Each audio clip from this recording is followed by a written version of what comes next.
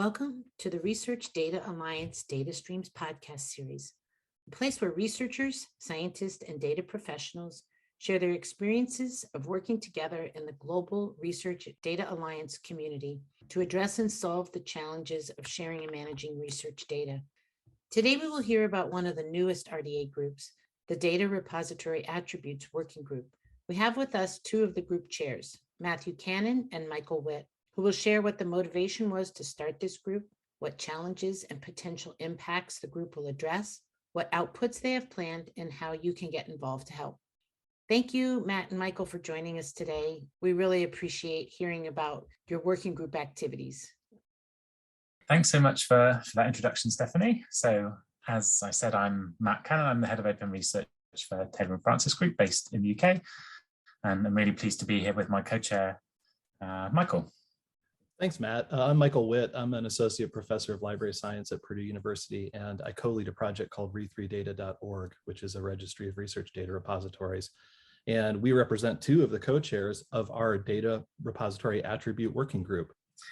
Yeah, so we're really pleased to be part of this podcast today to give you a bit more information about what we've been doing and situate the working group that we've recently launched and had approved, and the efforts that we're going to try and tackle over the next 18 months. So first, I wanted to give a bit of scope to the big problem that we're trying to tackle with this new working group. And as we said, it's around data repository attributes, but going back to the very beginning and covering some of the real fundamentals of what we're doing here, it's about better storage of data and where does that come from? So ultimately, we're diving into the research process, a scientific or even social science and humanities research process. And researchers are often out there coming up with ideas, identifying problems, and then designing experiments or research questions or doing different activities to try and tackle those questions. As they work through those problems, they tend to be generating data. And that can be really varied. It can be spreadsheets full of numbers, but also can be images, code, it can be annotations, a whole different range of things, responses to surveys. And then that helps them formulate results and then onto conclusions, and then the usual research processes that they get written up as either book chapters or journal articles and published by publishers, sometimes shared as preprints along the way, but that's kind of a generalization of the process. The way that the narrative description of those projects is recorded is through publication, and they're added metadata and persistent identifiers, and all those things are recorded. But the process for handling the data is being focused on less over kind of the history of publishing. And so there's been efforts over recent years to create repositories and have better long-term preservation of that really valuable scientific output. And it really is one of the building blocks and key ingredients of research. And creating data in this way takes a huge amount of time, it costs a huge amount of money, and it's happening in all sorts of venues. So in laboratories, data from satellites in hospitals, but also in social science and humanities, there's survey results and annotations and 3D models of artifacts in museums. And to support this process, a whole range of repositories have been generated. There's subject-specific repositories, institutional repositories, regional, national, and they all have different features. So some have curation, some offer paid-for services, and there's a different mechanisms of how they're supported. So some are community managed and some are for profit. And they all have varying technological capabilities and staff resources and marketing power. And all of this variation means that the landscape is potentially complicated and a bit daunting for people that might need to find a repository to house their data when they don't necessarily, when they haven't done it before or they're working in a new area. And so now we're kind of getting down to the level of the project that we're working on, and really starting to think about the information that repositories share openly about themselves in both a human and machine readable format.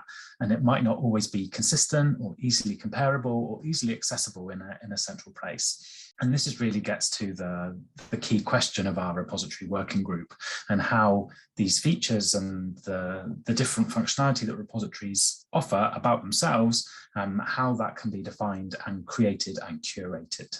Yeah, that's right, Matt, because we have all these different kinds of repositories at just tremendous variety. And so the question is, how can you describe a repository to make it easier for different users to find and use the most appropriate repository for them? And so our data repository attributes working group has an 18-month timeline within the Research Data Alliance. And we're going to try to tackle this question or begin to make progress on solving this problem. And so the two deliverables that our working group is working on, there are different kinds of outputs in the RDA. There are recommendations, and then there are supporting outputs. And our group has tasked ourselves with producing one of each. And so the RDA recommendation that we're working on is simply just a list of the different descriptive attributes of a data repository.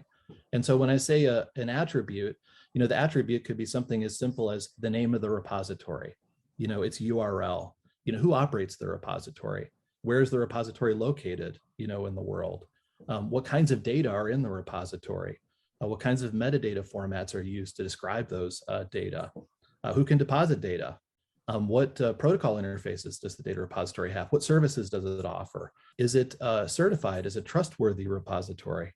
Does it issue you DOIs for your data sets? Does the repository provide other value-added services like curation?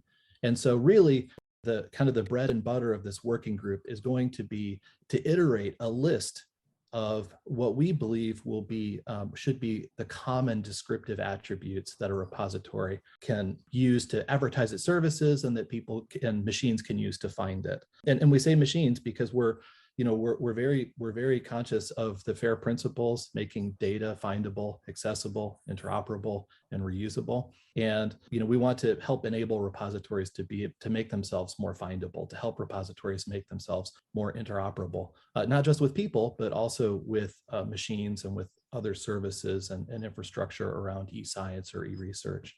And so our recommendation is a list of those common descriptive attributes. And then for that list, for each attribute, we're going to have a definition of what the attribute is that we have some consensus on within our working group. We want to also provide a rationale for why that attribute is meaningful, why it has value, because metadata is not free. To produce metadata requires effort. And so what we want to do is we want to provide the rationale for here's why a repository should advertise this particular descriptive attribute or why it's important to spend time on. In addition, we want to do a little bit of a survey of the current environment of data repositories to see who's implementing these attributes and what's the feasibility of implementing each attribute, because some of them, while they're desirable, are really difficult or even in some cases impossible. For example, how many data sets are in a repository probably changes every day. And that might be a useful piece of information, but it might not be practical or feasible to implement. And then, based on that kind of environmental scan that we do, to do a little bit of a gap analysis. So once we've come up with our list of attributes, how many repositories out there actually advertise those attributes so that users can understand, what services they offer, what metadata formats do they provide DOIs, do they provide curation services, et cetera. So that's it. The first main deliverable is that recommendation with the list of attributes, the definition of each attribute, the rationale for the attribute, its feasibility, and then the gap analysis. And that's really our main deliverable. The supporting output that we have, our second output, is going to be a document that is essentially just a list of examples of data repositories and how they're currently doing this in practice, because there are a lot of different approaches for doing this. And we're not going to get into the business of saying this approach is the best approach or, this one's better than the other one. Really, it's just to shine a light on all of the different approaches, to describe them in some detail and to hold them up as examples to say, if you're this kind of repository and you're, trying to accomplish this goal, maybe this example is a good one to follow, or maybe you can take bits and pieces from each. And then, the other thing too, is it's really helpful to have these examples to help make the list real, to be able to say, this isn't just some abstract concept, but here's an example of it in practice. And so that will just be a documentary output that kind of provides those examples. Yeah, thanks, Michael. I think we've got a work cut out. There's plenty for us to get our teeth into over the 18-month period, and we've already had a good couple of months. No doubt. Yeah, so I think we thought it might be useful to talk a bit about the rationale for why this work was needed. And I think some of it's kind of been implicit in what we've been saying already, but I think a lot of it is that a lot of this information is out there already, but it's just not consistent and maybe always clearly available for the people who need it. And I think it also isn't comprehensive. So there isn't a kind of a verified, agreed list. Therefore, any efforts that have kind of been around to try and pull this together in the past have not managed to do that. And I think it's something that we'll be well prepared to do given the co-chairs and already the interest that we've had.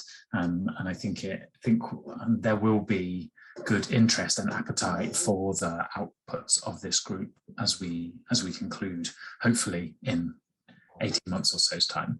One of the things that we've already been giving some thought to is a bit about the different stakeholders and the different requirements that key groups will have as part of this project, because it really is central to the research process, and therefore there are a lot of different stakeholders that will have a view on the repository landscape. And we've outlined a few that I think it might be useful to talk about for just a minute. And so I think I wanted to start by thinking a bit about the view of this from a researcher. And as I talked about earlier, the research process, and to kind of capture and store data that's been created through somebody's research process.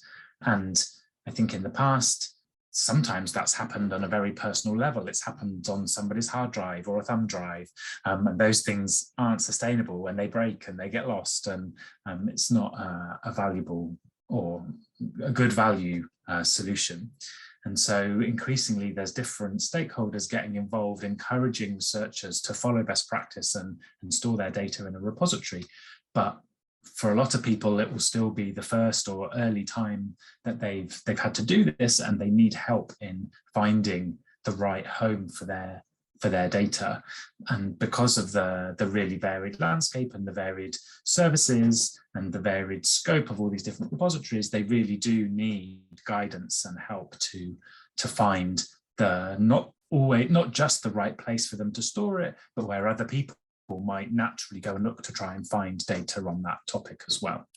Yeah, so I mean, I think researchers are definitely foremost in terms of considerations of stakeholders. Another couple of examples of stakeholders would be repository managers and developers of repository platforms. And so I can speak to this from my own personal experience, in that, in a previous life, I was a data repository manager for 10 years. And as good a job as you think you're doing as a repository and advertising your services, you would be surprised if you do usability tests and see people actually trying to navigate your repository to be able to ascertain some of this important information, like, what kind of data is in this repository? What kind of metadata schema do you use? Can I deposit my data in the repository? Is it going to cost me anything? All of these questions that are foremost in the mind of the user. Does my repository as a repository manager do a good job of advertising all of those things through documentation and also through the protocol interfaces, the APIs and the machine interfaces that might be appropriate? And what's wonderful is if for repositories that have gone through a trustworthy certification process, like the Core Trust Seal, they've gone through this exercise, and some of those repositories are further along in this process. But many, many, many, many others are not that far along. And so that's from the view of the repository manager. The one thing I think that is kind of cool is, this working group, we're going to go to open repositories and talk to them and hopefully engage some of the software developers who are building the tools and the platforms that provide our data repositories. And that's, I think, a key stakeholder group too, because if you can build this functionality into the software of the repository that enables it to expose this description of itself, and you don't leave it up to individual human beings to have to produce that information, it becomes automatic or it becomes semi-automatic. And there's a huge multiplier effect too, because then every repository that uses that platform and sets up their repository and configures it can then do this. And ideally do it in a uniform way, like we're trying to achieve with our list of attributes, right? And so, Matt, I know you come from the publishing community, so I'm sure you want to talk about publishers as a stakeholder group. Yeah, definitely. And I guess as part of my role at Taylor & Francis, I've been really involved in setting the data sharing policy that we have in place. And we have different levels that allow journal editors to pick the policy that sets the minimum requirement for what authors in that journal need to do with their data to proceed with publication in that. And as we've been rolling out these policies over the last few years and increasingly having more prescriptive policies that say your data needs to be in a repository at the point that you submit your research to this journal to start the peer review process, we get lots of emails from authors just saying, oh, my paper's been rejected by you at the first stage because my data needs to be in a repository, but what do I do? Where do I go? Can I send it to you?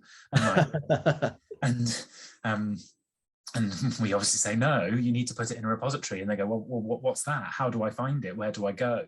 And so at the moment, we've been, as a kind of a necessary resource, because our customers are asking for it, we've created some kind of general guidelines about what repositories are and where you should go. And I think the first stage we say is go and talk to your librarian and go and talk to some professionals to get some help. But then we're kind of guiding people to the repository catalogs. But we also know that those aren't comprehensive. There is a really clear need for the outputs and the tools that we're going to try and create in this group, because publishers are increasingly introducing these policies, and it's going to affect more and more authors as more journals and more journal editors decide that to increase the reproducibility and transparency of the research they're publishing, there needs to be more research objects available for readers in repositories. And I think we're only really in the early stages of this. The 2,500 journals that Taylor & Francis publish, still only about 20 require data to be in a repository. So we've got a long way to go. Yeah, we need to make it easier for researchers. Yeah, you mentioned data catalogs or registries. I think they're a stakeholder as well. So, there are places where researchers and other stakeholders can go to try to search and find data repositories. So I participate in Re3 Data. There are other services like Open Door and fairsharing.org and what have you, where we have registries where we're collecting information about data repositories and sometimes other things too. And so, like, for example, speaking from my experience in Re3 Data, we've cataloged 2,800 data repositories. And I can tell you, it's a lot of work to go in and try to catalog these repositories based on the information that they expose about themselves through their website.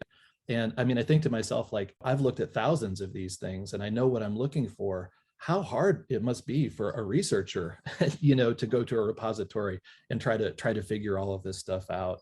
So part of this working group is selfishly to make my life easier as an editor of Re3 Data and finding this information, encouraging repository managers to expose it. But then the other part too is that I think is wonderful is that these different services, these different e-science infrastructures, registries, providers, really anything that you can think about, any kind of tool or software or platform that would benefit from information about research data repositories. If you have a common description of those repositories, you can begin to accomplish that I and the FAIR principles of having them interoperate with each other. If you were to speculate, you could think about, for example, building just tools to make it easier for researchers to, maybe go through a workflow where they don't have to decide what repository to use because the information has been exposed by the repositories in a way that's interoperable that can help them make that decision, can maybe perhaps disintermediate that depositive data. And, so this is baby steps, right? So our first step is to come up with that list of attributes. And then, we'll talk more about adoption maybe towards the end of our conversation, Matt. Yeah. So I think there's one other key stakeholder that we've kind of been aware of when we've been thinking about the different potential use cases for this work, and that's the research funders. From my own work and also through other interest and working groups at the RDA, that there is increasing interest in data sharing policies coming from research funders. They're increasingly asking their awardees to share to ensure that they get the maximal value from the research that they're funding, and making sure that the data that they're sponsoring is being disseminated but also so they can start to measure the benefits of their research and really understanding how the data is used and how it's linked to other outputs. I think already this year we've seen policies coming out from the UK research funding body, and the big one is the US National Institutes of Health that are saying that from 2023, all data from projects that they're funding needs to be, or is expected to be, stored and shared. So not just the stuff that's linked to the research papers, but all of the data needs to be shared, which I think is going to be a massive change and hopefully a big catalyst for other funders and other stakeholders to push authors, nudge them to follow the best practice and be storing their data in proper repositories. So, you know, Matt, you and I introduced ourselves. We should take a second to introduce our other co-chairs. Sure. Did you want to start with Katherine? Sure. So we're really fortunate that we have really kind of a fantastic group of co-chairs, and we've gotten off to a terrific start. We have Katherine Shear, who is the executive director of CORE, which is the Confederation of Open Access Repositories. Kathleen is based in Canada. CORE is a member organization. They have 154 members in 51 different countries. And really what they're about is helping to coordinate, connect, build capacity in the repository community, and use that as a catalyst for advancing open access. So terrific organization, and we're fortunate to have Kathleen on board as a co-chair. Yeah, and I think we're also really delighted that we've got Allison Lister as part of our co-chairs. So she's based at Fair Sharing, which is one of the repository registries that we've already mentioned, based in Oxford in the UK. She's got a really terrific background in data standardization and ontologies, semantic data and data integration, and has got a PhD in this topic from Newcastle University in the UK. So as well as her work with Fair Sharing, I think her key skills are going to be super valuable to us as we get into preparing the outputs that Michael's already described. I personally feel tied to Fair Sharing, as it was through their initial discussions of kind of a similar topic here. They kicked off with a range of publishers a couple of years ago that I was kind of introduced to this topic and this working group, and has kind of led to me being involved as a co-chair of this group. So I'm really pleased we've got Allison and Fair Sharing represented. Yeah, me too. We also have Kazu Yamaji from Tokyo and the National Institute of Informatics. Kazu, many of us from RDA know Kazu already. He was really instrumental in organizing the RDA plenary that was in Tokyo a number of years ago, which was terrific. Kazu is a professor there, and he is in their digital content and media sciences research division. And so it's great to have Kazu on board and contributing. Yeah, and then we've also got Washington Luiz Ribiero de Segundo, who's from Brazil, the Brazilian Institute of Information Science and Technology, and he's already shared with us his involvement of repositories in the region and is able to give great insight from South America, where there are a number of really interesting initiatives around publishing and sharing of research, which are kind of different to a lot of the ways of working that I'm familiar with from Europe and North America as well. So it's great to have his opinion. Well, so we should probably talk a little bit about the mechanics of our working group. I think, our main takeaway for this podcast is that, we're only three months into our work out of the 18 months. So it's not too late to participate if this is something that's of interest to you. And the way that you can engage with the group is, first and foremost, if you haven't joined RDA already, it is very simple to do it. Just go to the website and join. And there's no cost for individuals to join. Once you have your account and you log in, you can go to the website and go to the working and interest groups section and explore groups and scroll down to the data repository attributes working group. You can join. It's also free. Basically, what it will do is it will just add your name to the list of members, and it will join you to an email list. And it's a very low traffic email list. We do most of our work through monthly Zoom meetings. But at the website, there's a wiki there, the email list.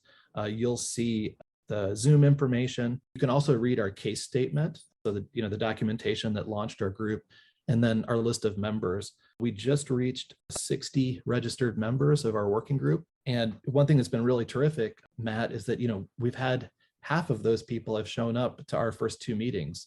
Definitely. And I think we've been talking amongst the co-chairs that most of the RDA groups in the past have kind of had an in-person meeting to really get people invested and engaged, and then you kind of move into the virtual world to kind of get stuck into the work. And because of the timing here, this has all been virtual. So yeah, we're really pleased with the engagement and the signups we've had so far, given that we haven't been able to yet have an in-person meeting to really get the creative juices flowing and get people really engaged and invested in what we're trying to do here. So yeah, we're really pleased with how it's going so far. So at this point, we thought it might be useful to give a bit of a flavour of the work that we're going to try and do to over the next 18 months to work towards the outputs that Michael already defined. And we've got a few things on our list to try and work through. So there really is a big piece of work in really identifying the current standards and approaches that are out there to describing data repositories. As I mentioned, there's a few different kind of ways that different groups have tried to do this for different use cases in the past. We've definitely got work to do in defining the use cases and exactly who's going to benefit from any of the outputs, and making sure we've got those in the front of our mind as we build the documentation that's going to be our output. And then there's going to be a lot of work in building those attributes. And I guess I don't really have a number in mind, but I think it might be a big list of attributes that we're going to end up coming up with. There's a whole lot of different things, features of different repositories that we're going to want to try and capture, at least in a long list. And then, as Michael said, we want to provide examples and definitions of all of those. And so that's really going to be a big part of the early efforts that we have. And then I think because it's RDA and because it's what the organization is great at, we want to use the experience and the expertise in the group to really validate and refine that work. And I think getting everybody's inputs who's part of the group and from other interest groups and working groups, because we know that this will also impact other groups, is going to be key to making sure that the outputs that we have are ultimately useful, which is why we're here to produce something that's ultimately going to make a difference. I think that is kind of the main activity that we've got, and then building up to turning that into the two main outputs that Michael mentioned. Have I missed anything, Michael? Does that cover it? No, I think that really that covers it. I mean, I think it's helpful, especially with an 18-month timeline, to think in terms of the plenaries, because we have a plenary every 6 months. And so we kind of have 3 chunks of time to work with. And so, we set this up to have 6 milestones, and we've already accomplished the first 2 milestones. So our first milestone was that we wanted to have a birds of a feather session, and that was back at the 18th plenary, which was really all around building consensus around the case statement, kind of pre-work, if you think of it that way. So that took place last year. Our next milestone was to begin our monthly meetings. And so we did that in February. And so we've already had our first 2 monthly meetings. We'll have 18 in total. And then our third milestone is to go ahead and identify the different descriptive approaches, to come up with some use cases, and to generate the first draft of our list of attributes. Our goal is to have this ready for P19, which is coming up in June, which is hosted by South Korea during International Data Week, which is exciting. And so in between P19 and P20, then, kind of the 6 to 12 month range, we want to do that environmental scan to identify our examples. We want to do focus groups and refine the list of attributes so that it kind of tighten it up and get it to a point where it can be in a final draft mode. And then based on the input that we get at P20, hopefully in person, fingers crossed, be able to work that over again and to be able to have our first supporting output submitted for community review within RDA in June of 2023, so next summer. And then, RDA has a process for outputs for review, community review and input, and for final endorsement that will take place after next June. And then finally, looking 3 plenaries ahead to P21, it's great to have these outputs, but, you have to have adoption. And so really our focus on P21 is going to be, by all means, present the outputs, report on them, but then engage different communities and different stakeholders in the adoption and implementation of the outputs so that to make them real. Yeah, I think, it's a great summary of what we've got, and we've got a clear plan and a lot to do, But yeah, I think we've already made some really good progress. You outlined there that quite a few of the milestones have already been met, made good progress with things, especially coming in the run up to P19. We've also kicked off a good program of work to make sure that we're talking about this outside of RDA. We're going to be talking about this at IDCC. And I know, Michael, you've also been working on I think you mentioned it earlier, a session at the Open Repositories Conference, which will give us another key audience to be able to share this group work with. So two good venues, hopefully more to come as we get into the work and we have other people raise their hand and say, oh, I represent this community, and really be thinking not just within RDA and amongst ourselves, although that's very important. We want to bring in the other interest groups and working groups where it makes sense, but also to reach outside of RDA to other audiences. So yeah, I think that's exciting. I think the next plenary meeting is going to be exciting. Even though it's in the middle of the night for me. So, the way that P19 worked out, and I know everybody faces this problem of time zones and international collaboration, right? And it's kind of been funny because in our co-chairs meetings, we span all the way from the US in the West to Japan in the East. Yeah, definitely. And I think it's one of the fun things about RDA. It used to be traveling the world to see all these great places, and now it's the resilience of, can you make sense at 2 o'clock in the morning? And it may depend whether you're still on the whiskey or whether you transition to coffee yet. But yeah, it's one of the fun things of global meetings that we've all been learning about over the last couple of years. Well, so to kind of bring this to a conclusion, Matt, I'm really interested in what your thoughts are on, what does success look like for this working group? So let's fast forward, past the 18-month timeline of the working group, maybe even another year or two into the future. What kinds of things would you like to see happen with this work? Yeah, so I was thinking a bit about this and been looking at it recently, and I ended up thinking about Brian Nozick's pyramid of strategy of culture change and that thing. And the first thing is about making something possible. And I kind of feel like we do have venues for people to store their data now, but the next level up from that is making it easy. And I kind of feel like that's what we're doing here. We need to make it a lot easier for people to find repositories to store their research data. And I really hope that through the work that we can do and the potential input that these group outputs can have into new tools and software and into the repository world, that we can really make it easier for researchers to find the right repository for their data. Then kind of selfishly, coming from the publishing community, I really hope it means that we can kind of do away with curated repository lists and kind of some of the work that publishers have had to do to serve our communities. But we're not experts in data curation, and we don't necessarily want to be. We want to be able to point people to the experts to help them find the best curation services and venues for that data. And so hopefully, with my publishing hat on, that's really what I want to see. And then I really think that from a wider society point of view, it's going to really move things forward on fulfilling the promise of open research, just like faster progress, new technologies, and without wanting to go too big, just like the real big challenges that we face today around climate change and food availability and water and health and energy. Like, I think all of these things are made possible by greater availability and discoverability of data. And we know we're a tiny cog, but I think it's a necessary one. So yeah, that's really what I've been thinking about when I was looking at success here. Michael, what do you think? Oh, that's fantastic, Matt. From my point of view, just adoption.